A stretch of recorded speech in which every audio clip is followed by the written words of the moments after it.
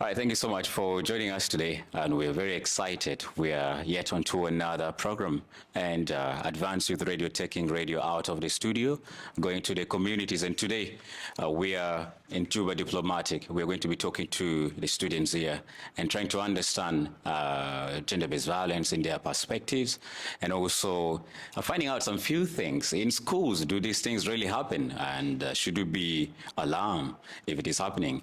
If not, and then we also seek to find out all these will be coming up in our conversation. And now these conversations are brought to you in partnership with Advanced South Sudan, Advanced Youth Radio, with the support of UNDP and the Kingdom of Netherlands, with the intent to raise awareness on gender-based violence and also to provide awareness on the functions of the special courts, that is the GBV court and also the juvenile court that is available for us and the country at large.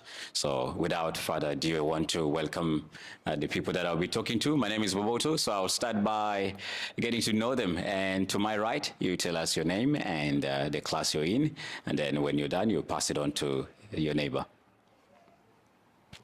Okay, thank you, Mr. Moboto. My name is Diana Peter. I am in primary 7 class.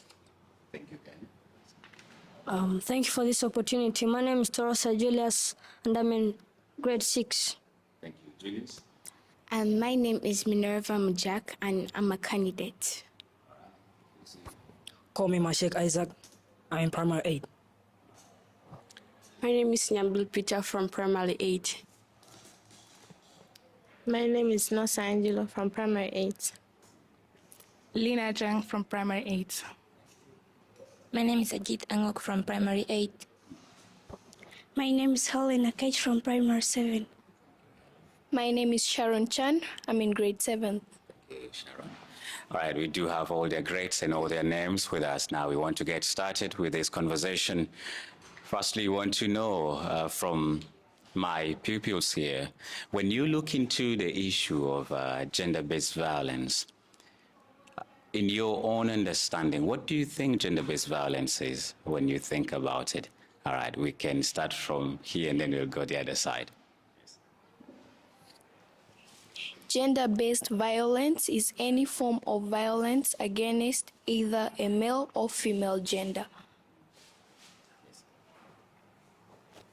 Okay, according to me, gender-based violence, this is any physical or mental torture that a victim is facing. This is any form or any behavior of violence against either male or female. Now, they have used a very keywords. One of them has said it's a physical, and then the other side then defined it as a behavior now against a female or against a male, and that's what they have said. Now, looking into the context of where we are and where we are seated today, schools, we now also want to understand if the causes of gender-based violence within this society or this community is the same as the greater one. When you think about, when you say it, for instance, it's any sort of behavior, what do you think causes these predetermined behaviors, or what are the causes of gender-based violence as you describe them as behaviors to the students or to the nation or the people that are around us? Okay, adolescence, this is a period of childhood and adulthood. Sometimes as growing up, you might get such feelings, of wanting to have sex and all that. And sometimes you might go to somebody and you want to ask that person to have sex with you, and the person might not accept. So you have sex with the person, forcibly. That is called rape. When you do that, you've tarnished someone's future, and that might also lead to suicide. So when you get those feelings, you feel like doing that. And rape is an example of gender-based violence, either against male or female. Someone would want to have an addition to the causes of gender-based violence. She has said that one of the causes of gender-based violence is adolescence. When we reach adolescence, we get a lot of feelings, and these feelings include matters of, sexual urges and you would want to satisfy them. But because maybe you don't know how to approach, or you don't know how to ask, or you don't know what to do with it, you just end up going for it and you force someone into having sexual intercourse with you, and that she has defined it as a rape. And are there some other causes of gender-based violence that you can think about? Any one of you is welcome. Okay, and there is also drunkardness.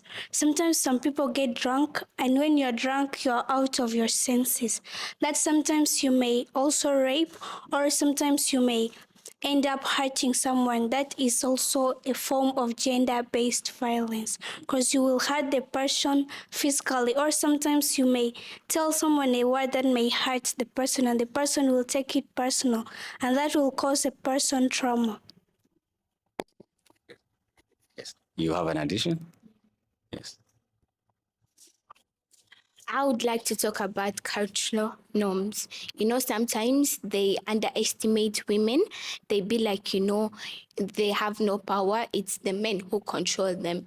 So like once a man gets married and there is any issue and the wife comes and tries to talk to the man to solve it, the man will think about the cultural norms and say that no, she does not have any power. And once she tries to speak up for herself, the man would beat her up.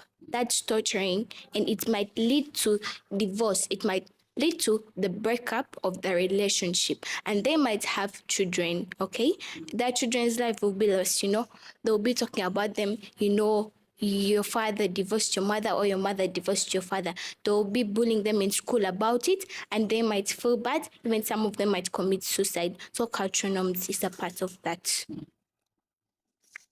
Cultural norms as one of the causes of gender-based violence within the society, but also there's cultural norms also cause gender-based violence within our school.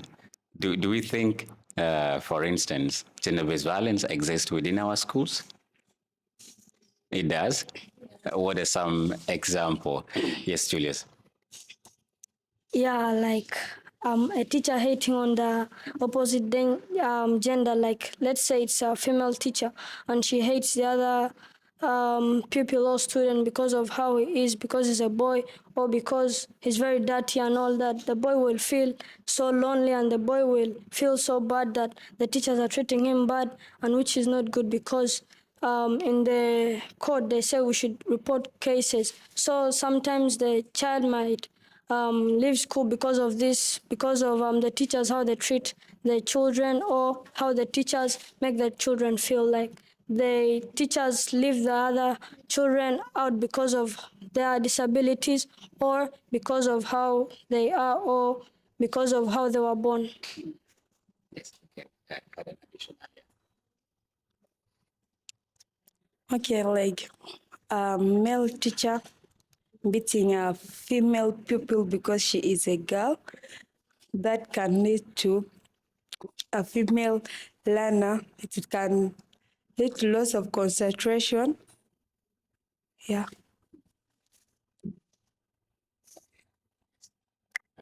Let me come this side and then I'll go to the side.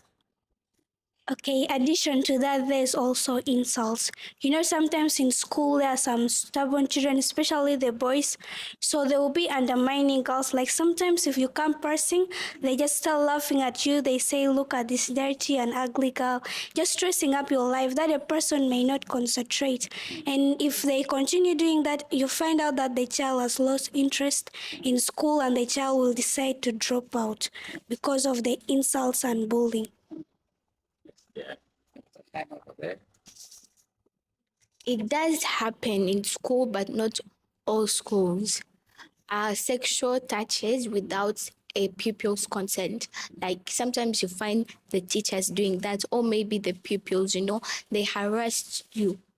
They come, they touch you forcibly without your permission, which is very bad. Sometimes when they do that, as she said, you might lose interest in school. You'll be like, no, if I go to school, the pupil or teacher will touch me, will harass me, or